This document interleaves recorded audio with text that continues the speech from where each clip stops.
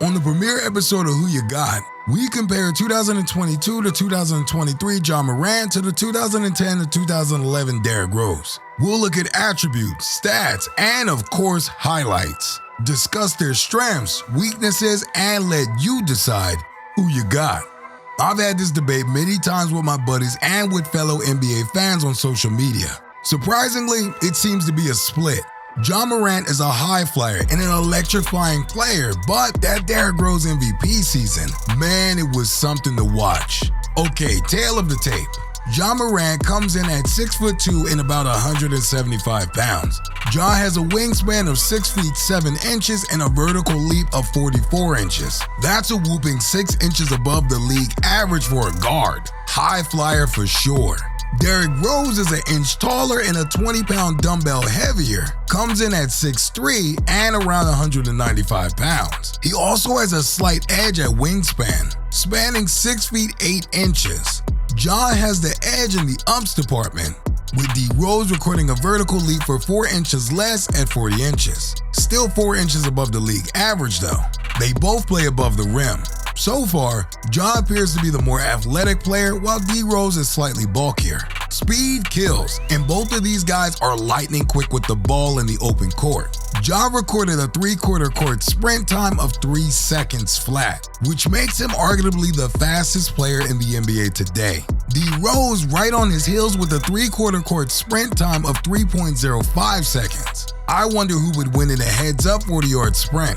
Alright, Sheed said it best. Ball don't lie. Now, let's look at who had the most success with the rock in their hands. Ja averaged 26.2 points per game last season. He shot 46.6% from the field, 30.7% from 3, and 74.8% from the stripe. In 2010 to 2011, D Rose averaged 25 points per game. Rose had a field goal percentage of 44.5% while shooting 33.2% from deep and 85.8% from the line. So, let's see the numbers side by side. Ja was good for about 1 more point per game while being slightly more efficient from the field. D Rose shot a little better from 3, with he and Ja having similar attempts and makes per game. If the game came down to free throws, you'd rather have D Rose at the line shooting at nearly 86%. That's 11% better from the stripe than Ja. Ja does, however, get to the line 2 more times per game. This one is too close to call. Who you got in the scoring department? Alright, sprinkle me, man. Shout out to E40. Let's look at who sprinkled. Pass for more assists. We must factor in turnovers as well. Ja was everything except the ball hog last season, averaging 8.1 assists per game. That was top 5 among all NBA players. A little loose with the ball at times though, averaging 3.4 turnovers per game. That's not a top 10 you want to be a part of. D Rose was not so far off Ja's mark, averaging 7.7 in his 2010 to 2011 MVP season. Get this, Rose also averaged 3.4 turnovers per game. So, sprinkle advantage, Ja? Another close one.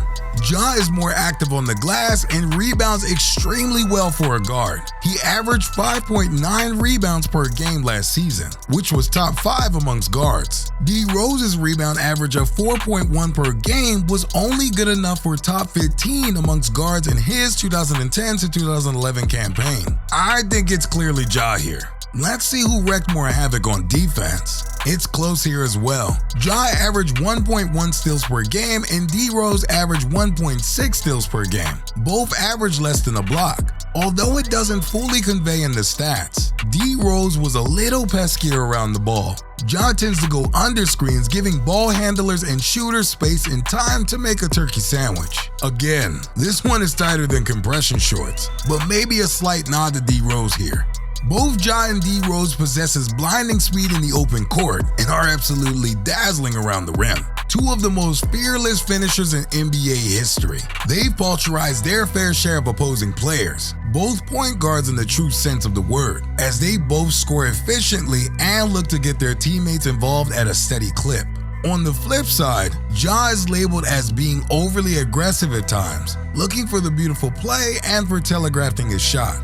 D. Rose was criticized for not utilizing the pick and roll enough to get open and for relying too much on his athleticism. Unfortunately, we will never get to see these two go head-to-head in their primes, but we can certainly dream. The stats are close. Ja can be a top 5 player in the league if he stays focused. He plays fearlessly and with a chip on his shoulder. You're sure to get a highlight reel every time he touches the court.